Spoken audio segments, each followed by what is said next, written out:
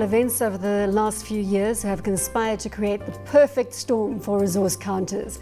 Rising electricity prices, the global financial crisis, and most recently, labour unrest have made resources the most unpopular sector on the JSE. But the severe trauma to valuations has created opportunities for some investment managers. Cannon Asset Managers believes it's been a decade since resource counters were this cheap on an inflation-adjusted basis. Joining us in studio, Geoff Blount, the CEO of Cannon Asset Managers. So are you buying into the resource story lock, stock and barrel at the moment, Mr. Blount? Yes. I think that we believe, we believe that the price you pay for an investment is the ultimate determinant of your returns. So when valuations are attractive, that's where you've got to go in. And as a contrarian manager, we'd like to go in where others fear to tread. Evidence of extreme valuations and returns are, I suppose, characterized when you look at the last resource bubble in 2007, when resources were hugely expensive and could do no wrong. We thought they were incredibly expensive. We didn't want to own any. At the moment, resources can do no right. There's just bad news at every front facing these businesses. And as a result, they're incredibly attractive incredibly attractive multiples. You also know that we don't believe that you can forecast the future with any great effectiveness. And in 2007, when everyone said the super cycle was here, this time it's different. Now everyone's saying this time it's different and it's the end of the world for resources and the globe is going to be in recession forever. And on that case, on the forecast front, they were wrong, and perhaps on the current forecast front, we think they were wrong. Warren, is this a view being expressed by a number of managers that you're engaging with at the moment? Yes, it's been interesting to see the divergence, I think, because obviously with many fund managers, they're talking about China changing. And what I wanted to ask Geoff is, if you look at the resource market over the last 10 years, going back to 2000, it's had a tremendous run. Yeah. And we talk about black swan events in finance. Yes. And China's rise as an industrial power could be considered a black swan event. So yes. If you're buying resources now, Geoff, do you have to have a view on China? And if so, what's Cannon's view at the moment? Look, you'd be naive if you didn't have, while I say we believe the price you pay is the ultimate determinant of your return, you'd be naive if you didn't surmise the future or try and do some crystal ball gazing, even if you're probably going to be wrong. A few interesting notes on China. While China and the East has been a game changer and has changed dramatically our trading patterns as a resource exporting country, bearing in mind, that China was growing at 10%, 7.5%, so maybe China grows at 5 or 4%. This is not recession. We think that while China's growth is likely to slow, do we see a recession in China? And we probably think that's quite unlikely. However, again, I'll caveat that while you want to have a sense of the future, I don't think it should be the primary determinant of your return. Maybe to go back to the valuation argument, in 2007, resources were trading on a PE multiples of 16.5, 17, quite pricey. They're now on PEs of 9. We prefer to use what we call a cyclically adjusted price earnings ratio. So that's it's the average earnings over the last 7 years, adjusted for inflation. And we call that the DNA of the business. What does this business earn through the cycle, ups and downs? And bearing in mind, we've been through some resource booms and busts in the last 7 years in terms of that. And the CAPE ratio was at 28 in 2007. It was stratospheric. Right now, the CAPE ratios on resource stocks is 11. Our guidance would be anything below 16 is attractive.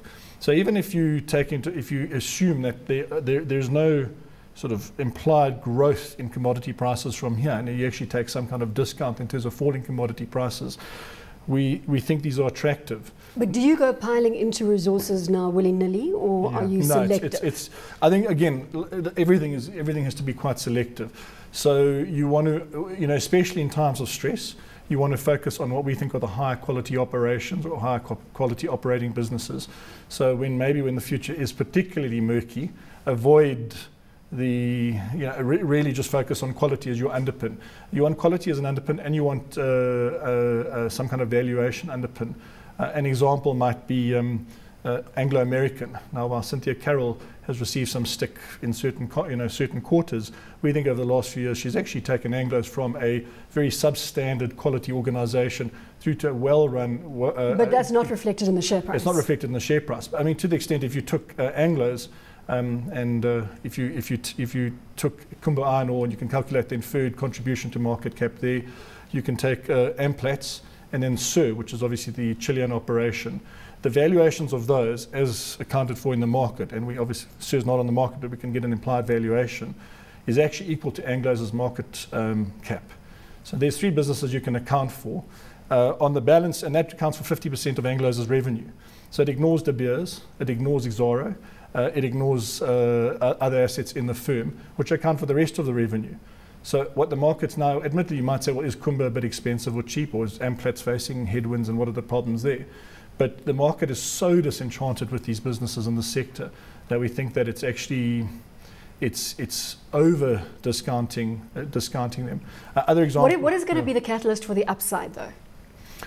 China growth coming back on stream. Maybe China growth comes back on stream. Interesting enough, in a doom and gloom world, one of the arguments that you could make is that as the news gets poorer, you've seen in the States now QE, more QE. Now this is ongoing open QE.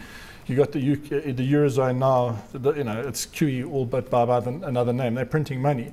And funny enough, what do you get when you print money? You get inflation. Where does inflation, where do you get protection from inflation? You get it in hard assets. It's property and hard assets, commodities. So while the commodity cycle might not be influenced by, say, a recovering or strong global economy, you might actually get inadvertently, a recovery in commodity prices driven by this printing of money. So you get commodity basket inflation, which might be the catalyst. And the other catalyst could be that, which is also the flip side of what are investors totally in love with. And that is they're in love with tech stocks globally. Apple's a case in point. Just as an aside, I don't know, we did a calculation the other day. Apple's market cap is about $650 billion. It's worth more than Southern Europe. You can go and buy all the listed companies in Spain, Italy, Portugal. Well, that really sets the context out loud and clear. Okay, so so that's one aspect that the market's in love with. You can have Southern Europe or Apple, and the market prefers Apple. I'll take Southern Europe.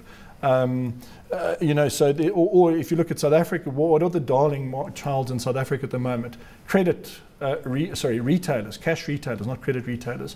Mr. Price at the moment is on a market cap greater than the entire the 6 largest construction companies in South Africa.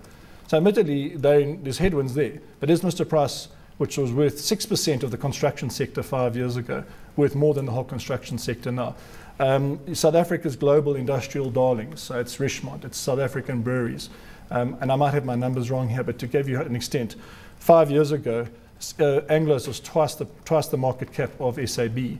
Off the top of my head, and I might have the numbers slightly wrong, at the moment, SAB is a larger market cap than Anglo's. Now, these are really sea changes. So the market's obsessed with anything that has the prospect for growth. So it's large global South African industrial businesses, it's South African consumer-orientated stocks. Now here's the irony, is Mr. Price sells to the South African consumer, and they're going to be borrowing a bit of money through microlenders. But if the mining industry is facing headwinds and firing everyone or downsizing, who's going to be buying That's Mr. Price's goods? So there's this dichotomy where you've got commodity prices that are priced for absolute disaster, yet you've got a lot of South African industrial stocks priced for perfection. We want to avoid the investment risk sits in the price for perfection area. So as investors right now, I don't think this is about valuations or style. This is about avoiding investment risk. But Geoff, just to make that argument, you argue that the quality may lie with Anglo's, but surely the quality lies in BHP Billiton as well. Okay, look, I must admit, we think that if you take the 2 behemoths in South Africa, we think Billiton is a far better quality business. Anglo's has a history of getting projects delivered behind schedule and over budget. Right. And Billiton has a history of getting projects delivered ahead of schedule and below budget. So you've got, from a management perspective, Billiton still, we think, deserves the premium. On a historic PE, 1-year PE basis, they're both pretty similar in terms of valuations. However, on a cyclically adjusted PE basis, in other words, you take, again, the DNA earnings of the business and the price you're paying for DNA earnings, and that's the important number. Billiton is nearly twice the price of Anglo's. So Billiton's quality is priced in already.